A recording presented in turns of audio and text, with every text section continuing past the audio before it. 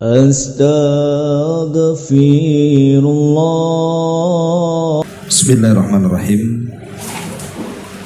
Assalamualaikum warahmatullahi wabarakatuh. Alhamdulillah wassalatu wassalamu ala rasulillah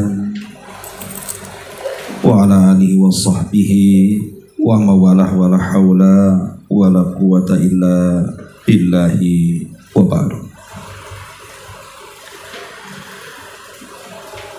Alhamdulillah, segala puja dan puji hanya milik Allah subhanahu wa ta'ala. Salawat dan juga salam kita hadiahkan kepada Rasul kita Nabi besar Muhammad sallallahu alaihi wa ala alihi wasallam. Kita lanjutkan kembali kajian kita, masih membahas kitab Firqatun Najiyah, dan kita masuk pada halaman ke-163, cara mencintai Allah dan juga Rasulnya. Allah Subhanahu wa ta'ala berfirman di sini,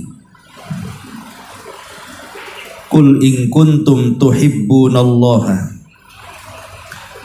fattabi'uni yuhibbukumullah wa yaghfir lakum dzunubakum wallahu ghafurur rahim. Katakanlah, jika kamu benar-benar mencintai Allah, ikutilah aku. Niscaya Allah mengasihi dan mengampuni dosa-dosa kalian. Dan Allah Maha Pengampun lagi Maha Penyayang. Al-Imran 31. Nabi SAW bersabda, La yu'minu ahadukum hatta akuna ahabba ilaihi min walidihi wa waladihi wan nasi ajmain. Tidaklah beriman secara sempurna salah seorang di antara kalian sehingga aku lebih ia cintai daripada orang tuanya, anak-anaknya, dan segenap manusia yang dicintainya.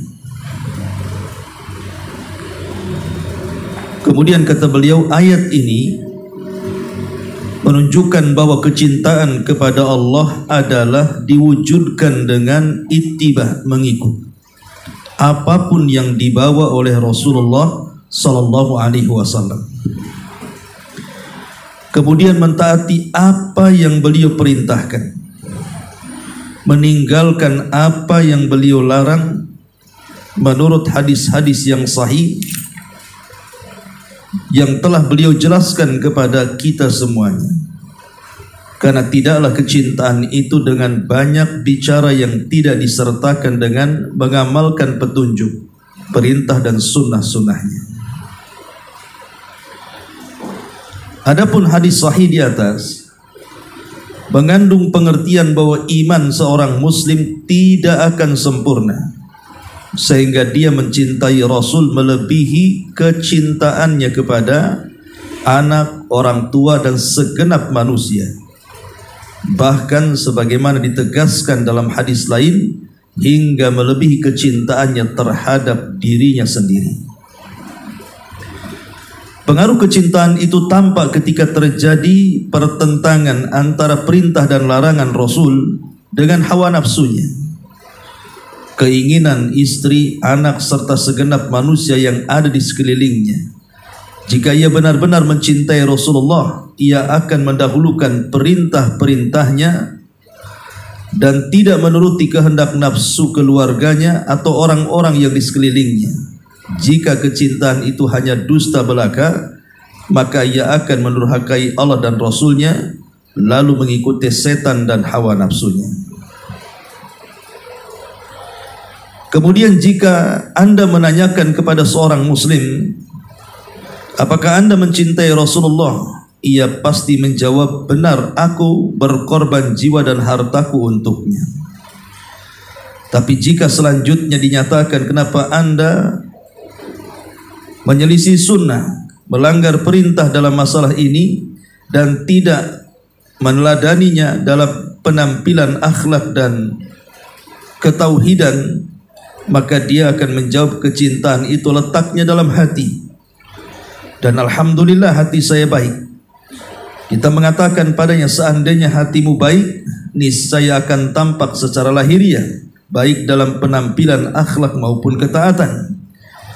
Nabi SAW bersabda, ala wa inna fil jasadi mudghatan idza salahat salahal jasadu kulluh wa idza fasadat fasadal jasadu kulluh.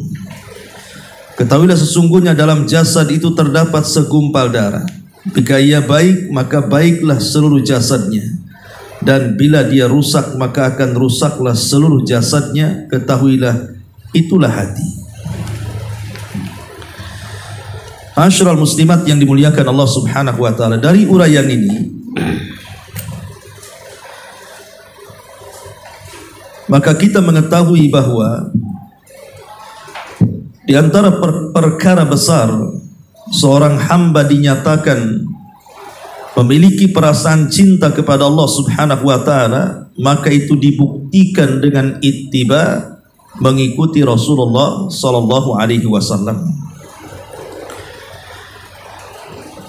Anas bin Malik radhiyallahu an, dalam hadis yang tadi kita baca di riwayat Bukhari, bahwa tidak beriman sempurna seseorang sampai dia lebih mencintai aku dibandingkan orang tua, anak dan segenap manusia. Tentu kita harus punya alasan kenapa kita harus mencintai Nabi SAW. Pertama, karena Rasul kita Muhammad SAW diutus oleh Allah Subhanahu wa taala. Kepada siapa? Kepada kita. Dialah manusia satu-satunya pilihan Allah Subhanahu wa taala untuk menyampaikan risalah Allah kepada kita. Karena Allah Subhanahu wa taala sudah memilih dia dan tidak memilih yang lainnya, maka secara otomatis kita harus memuliakan manusia yang Allah muliakan. Kita harus mencintai manusia yang Allah cintai. Apalagi Allah Subhanahu wa taala kemudian memerintahkan kita untuk mencintainya. Jadi cintanya kita kepada Nabi itu karena perintah Allah Subhanahu wa taala kepada kita. Betul, Nabi SAW manusia seperti kita. Dia tidak bedanya dengan manusia-manusia yang lainnya. Dia juga terangkai dari daging, tulang, darah dan yang semacamnya. Sampai-sampai Nabi SAW dipaksa mengatakan, Kul innama ana basyarun mithlukum. Katakan, ya Muhammad, saya ini manusia seperti kalian. Kita tidak menafikan Rasul kita manusia, tapi dia manusia yang bukan seperti manusia yang lainnya. Dia manusia, tapi dia seperti bukan manusia yang lainnya, karena dia manusia pilihan Allah Subhanahu wa taala.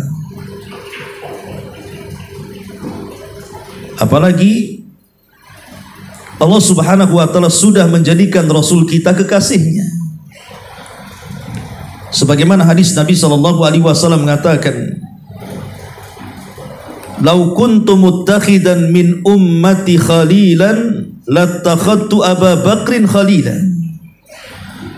Kalau seandainya aku mengambil dari umatku sebagai kekasih diriku, pasti ku ambil Abu Bakar sebagai kekasihku. Walakinallaha qad ittakhadani khalilan kama ittakhadha Ibrahim khalilan. Akan tapi Allah sudah menjadikan diriku sebagai kekasihnya, sebagaimana Ibrahim juga Allah telah jadikan sebagai kekasihnya. Inilah yang lebih menambah kita mencintai Rasul, karena memang Rasul sudah dijadikan kekasih Allah Subhanahu wa taala. Yang kedua, kedudukan Nabi SAW yang Allah berikan kepada dia. Jadi Allah Subhanahu wa taala sudah menempatkan Rasul dengan kedudukan yang tinggi di antara seluruh manusia. Bahkan dia diangkat menjadi pemimpin bagi seluruh manusia, manusia dan jinnya. Bahkan seluruh para nabi dan rasulnya. Sebagaimana hadis Abu Hurairah radhiyallahu anhu mengatakan, "Ana sayyidu waladi bani Adam yaumal qiyamah wala fakhr." Sesungguhnya saya pemimpin seluruh anak Adam pada hari kiamat. Lah karena kedudukan Nabi SAW sebagai pemimpin seluruh manusia sampai seluruh nabi dan rasulnya, maka sudah selayaknya kita menanamkan kecintaan kepada pemimpin kita. Kemudian yang ketiga, bahwa Nabi SAW ketika menyampaikan agama ini kepada kita, itu bukan perkara yang mudah. Rasul menyampaikan risalah untuk kita. Banyak hal-hal yang diterima Nabi SAW dari berbagai macam ujian-ujian yang diterima Rasul dari orang-orang kafir, baik dari kafir-kafir Quraisy, baik dari orang-orang Yahudi Madinah, baik dari orang-orang munafik yang ada dari dalam tubuh kaum muslimin. Macam-macam cerita. Kalau kita membaca sirah Nabi SAW, apa yang dialami Rasul tidak pernah kita alami. Dan itu semua adalah perjuangan yang sangat besar. Untuk siapa kalau bukan untuk kita? Makanya sudah sewajarnya kita mencintai Nabi SAW. Dia sudah berkorban untuk kita. Kemudian juga yang keempat, al-iqtida wa ta'asi bi ashabihi fi syiddati mahabbatihim lahu. Kita harus mencontoh dan mengikuti para sahabat Nabi SAW, karena kita tahu bahwa tidak ada manusia yang lebih mencintai nabinya melebihi para sahabatnya. Maka siapapun yang mencintai Rasul kita cintai, apalagi posisi mereka adalah para sahabat yang sudah tidak diragukan pengorbanannya untuk membela Nabi. Kemudian yang kelima, bahwa tanda mencintai Nabi SAW itu haruslah bukan hanya tersumber dalam hati. Sebagaimana tadi perkataan pengarang,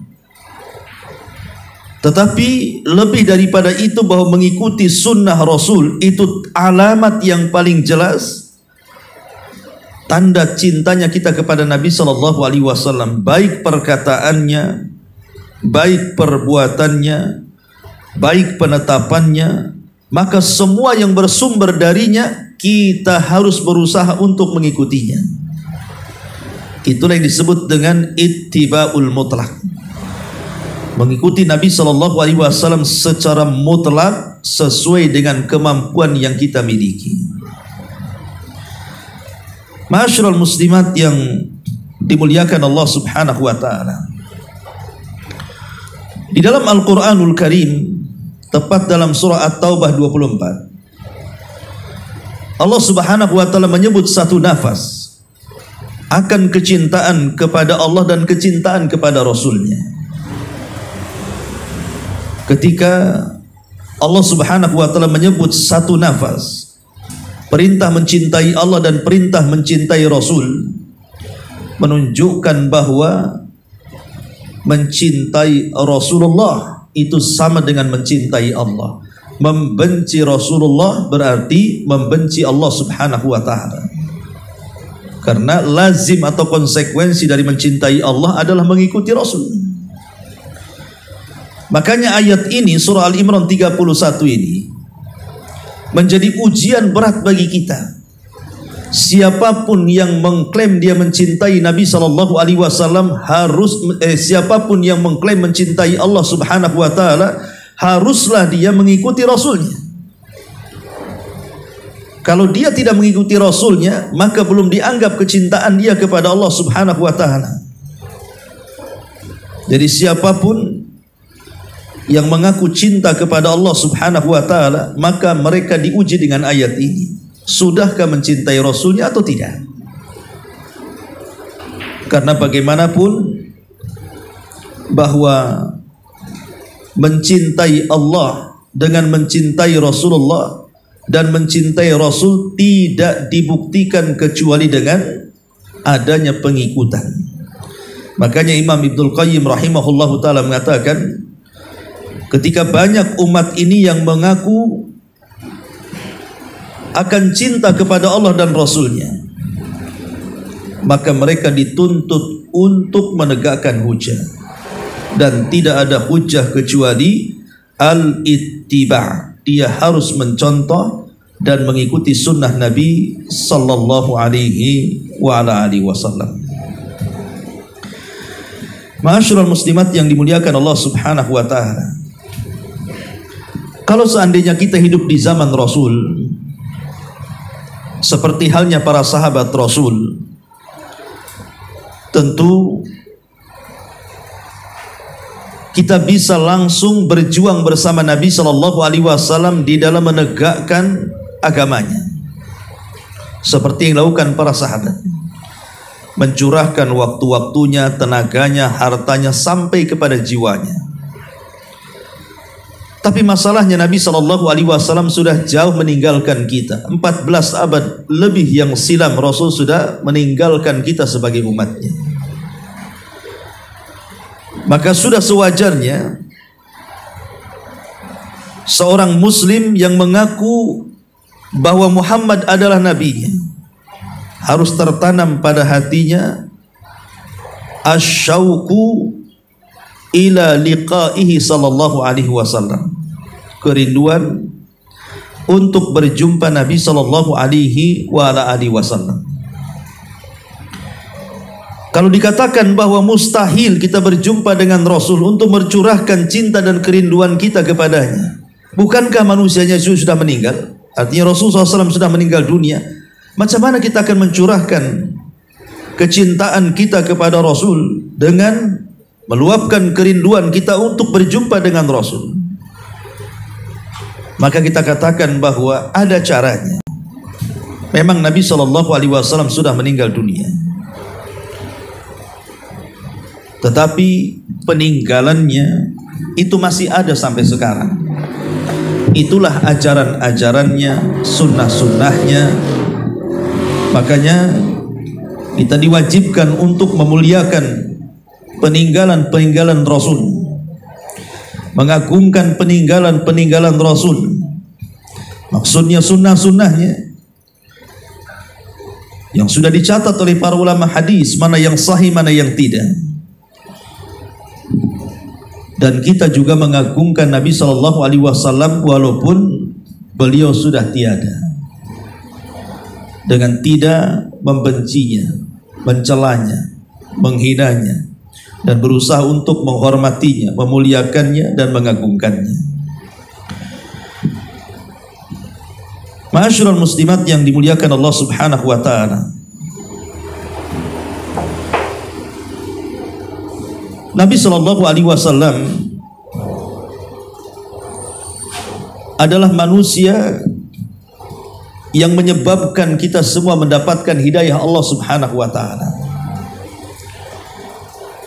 Jadi sebab hidayah yang hari ini kita miliki, sehingga ibu bisa hadir di majelis taklim, bisa melaksanakan salat, bisa menunaikan zakat, bisa melaksanakan puasa, bisa berzikir, membaca Quran dan melakukan kebaikan dan kebajikan dan begitu seterusnya, itu tidak lain karena hidayah Allah, hidayah taufik yang Allah anugerahkan kepada kita. Tapi hidayah taufik itu kan tidak serta-merta sampai kepada kita, kecuali ada yang membawanya. Siapa yang membawanya? Rasulullah. Makanya sudah selayaknya kita bersyukur dengan cara ittiba, mengikuti Nabi sallallahu alaihi wasallam, karena dengan cara itu kita akan mendapatkan taufik dari Allah.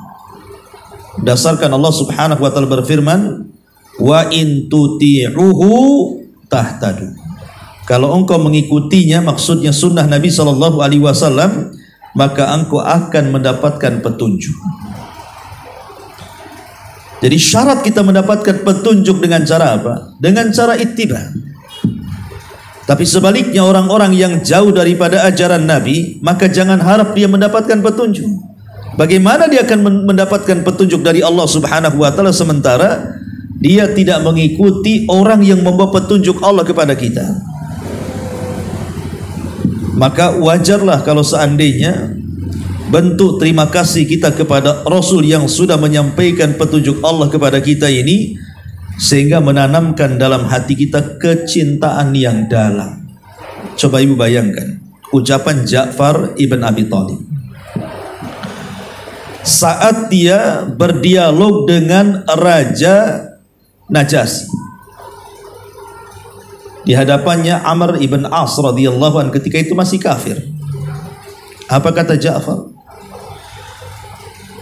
Kunna ibadu awzan na'kulul maitata wa nashrabul khamra wa naqta'ur rahima wa na'til fawahisha hatta ba'atsallahu nabiyyana Muhammadan sallallahu alaihi wasallam fa akhrajana bihi minadh-dhulumati ilan nur.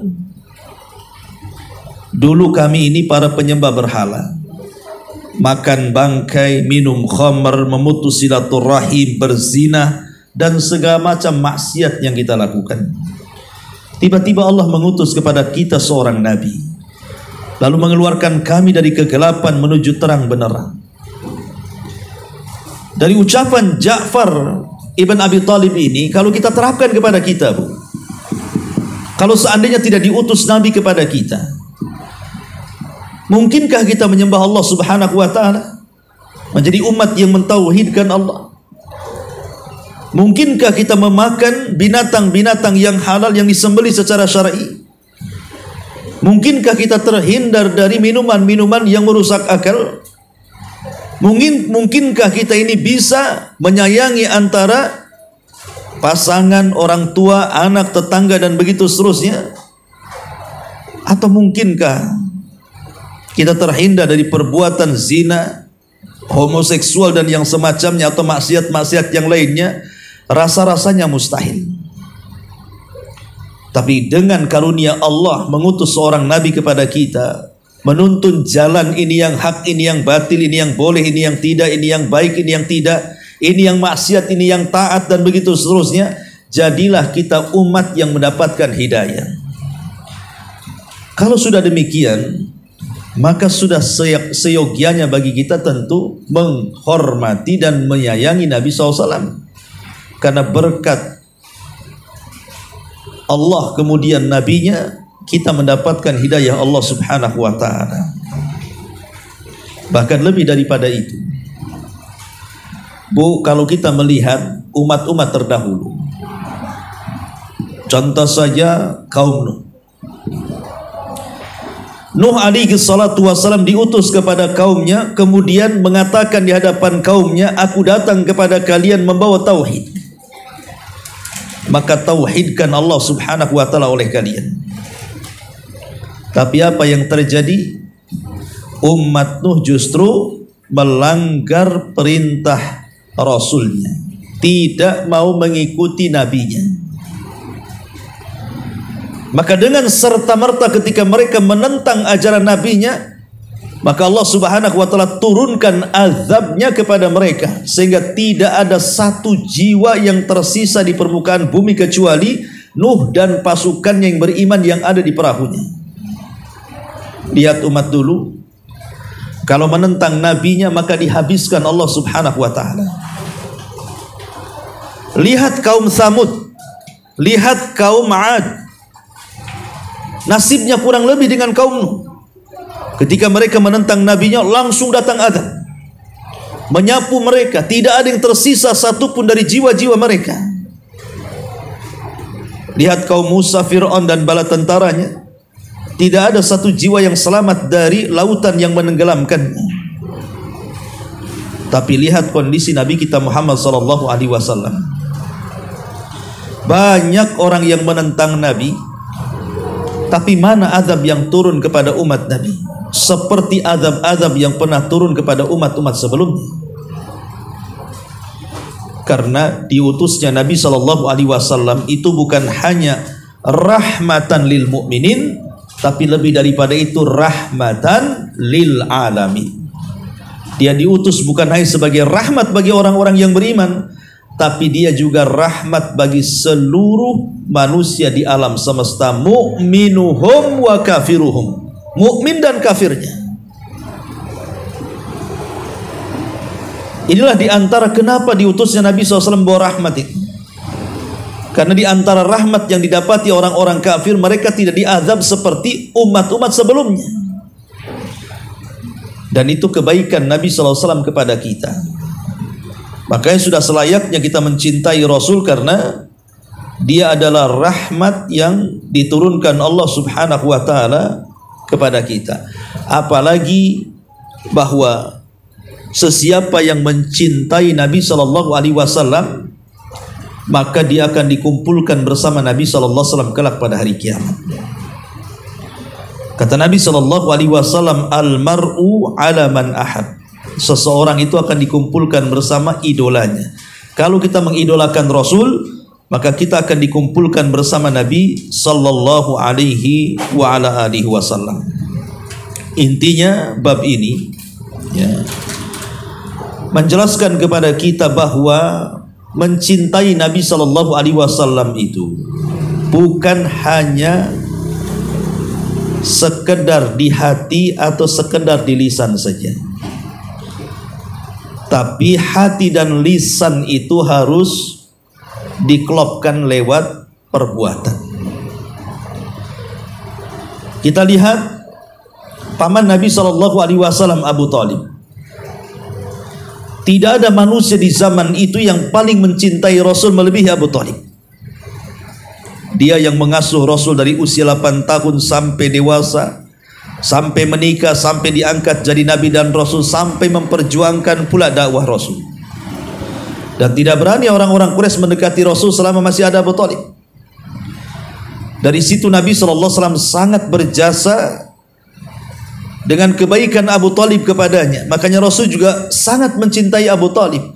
Jadi Abu Talib itu bukan hanya dicinta tetapi mencinta. Dia mencintai Rasul dan dicintai Rasul. Pertanyaannya, apakah kecintaan Abu Talib kepada Rasul dan kecintaan Rasul kepada Abu Talib menyelamatkan Abu Talib dari azab Allah? Maka kita katakan tidak. Abu Talib tidak selamat. Dia masuk neraka dan dikekalkan di dalamnya, walaupun azabnya diringankan, tapi Abu Talib tidak akan pernah keluar dari neraka. Lalu apa manfaat kecintaannya Abu Talib kepada Rasul kalau begitu? Kalau tidak bisa menyelamatkan Abu Talib dari neraka, dan apa pula manfaat kecintaan Rasul kepada Abu Talib kalau tidak bisa menolong Abu Talib dari neraka? Karena kecintaan Abu Talib itu dia hanya kecintaan sebatas manusia kepada manusia yang lainnya, bukan kecintaan agama. Bukan kecintaan agama, artinya Abu Talib coba kalau dia mencintai Rasul kemudian bersyahadat mengikuti ajaran Rasul, selamat dia. Tapi kan Abu Talib tidak ikut ajaran Nabi, itu masalahnya. Dia hanya ngomong saja, lisannya saja yang mengatakan tidak ada agama yang lebih mulia dibandingkan agama Muhammad, tapi disuruh syahadat tak mau pula. Lalu apa bedanya hari ini? Kalau seandainya ada orang yang berteriak-teriak aku cinta Nabi, aku cinta Rasul, kemudian jingkrak-jingkrak dengan salawatnya, giliran ada artis saja kan begitu ya, mereka datang kemudian berselawat rame-rame. Di waktu yang sama terdengar azan, di saat pentas ada azan. Bisa nggak itu mereka menghentikan acaranya kemudian rame-rame ke masjid? Tak juga. Lalu apa gunanya solawat kalau seandainya tidak ke masjid, tidak solat? Apa gunanya solawat? Jangan pula alasan, ya masih mendinglah aku bejat-bejat pun tato di mana-mana, tapi kan masih solawat Ustaz. Itu bukan alasan. Ya. Karena mencintai Rasul itu bukan bersolawat saja. Solawat itu sebagian kecil dari cinta kita kepada Rasul. Lebih daripada itu adalah al-ittiba, mencontoh Rasul. Rasul sholat, Anda juga harus sholat. Rasul puasa Ramadan, Anda juga harus puasa Ramadan. Dan begitu seterusnya. Kemudian di sisi lain yang kontras, ada tokoh munafik namanya Abdullah ibn Ubay ibn Salul. Abdullah ibn Ubay ibn Salul ini dia pura-pura mengikuti Nabi, betul-betul ittiba dengan Nabi. Salat di belakang Nabi, jihad di belakang Nabi, sedekah kepada Nabi, membela agama Nabi, seolah-olah dia paling depan soal Nabi. Tapi dalam hati Abdullah ibn Ubay ibn Salul ini ada kebencian mendalam kepada Nabi. Bahkan dia mencari-cari waktu untuk menyelesaikan dan menghabisi Nabi. Apakah pengikutan Abdullah ibn Ubay ibn Salul kepada Nabi, solat di belakang Nabi, sedekah di belakang Nabi, haji bersama Nabi, dan begitu seterusnya bersama Nabi? Apakah ittibanya diterima? Justru ditolak. Bahkan Allah sediakan neraka yang paling rendah, yang Allah katakan innal munafiqina fi darkil asfali minan nar. Sesungguhnya orang-orang munafik itu diletakkan di intip neraka yang paling dalam. Untuk siapa ayat ini turun? Kepada Abdullah ibn Ubay ibn Salul, karena dia tokoh munafik. Jadi mengikut saja tidak cukup. Kalau hanya ikut-ikutan saja, tetapi harus ada di hatinya rasa cinta kepada Nabi Sallallahu Alaihi Wasallam. Cinta saja tidak cukup tanpa mengikut, mengikut saja tidak cukup tanpa cinta, sehingga haruslah digabungkan antara cinta dan ikutan itu. Itulah yang Allah katakan, Qul in kuntum tuhibbunallaha fattabi'uni yuhibbukumullah. Dan itulah akhlak para sahabat. Mereka cinta dengan Rasul dan mereka juga ittiba dengan Nabi sallallahu alaihi wa ala alihi wasallam. Ya. Wallahu alam. Ini di antara cara mencintai Rasulullah sallallahu alaihi wasallam yang paling besar adalah dengan mengikuti Nabi sallallahu alaihi wasallam. Wallahu alam, lebihnya Ibu bisa baca sendiri. Taib, sebelum saya tutup silakan kalau ada bertanya.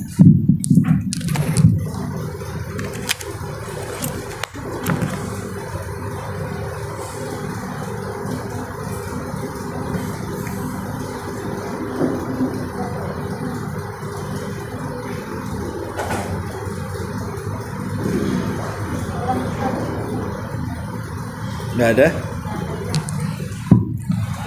Iya, kita tutup. Subhanaka wa bihamdika asyhadu an la ilaha illa anta astaghfiruka wa atubu ilaik. Allahu ta'ala alam. Assalamualaikum warahmatullahi wabarakatuh.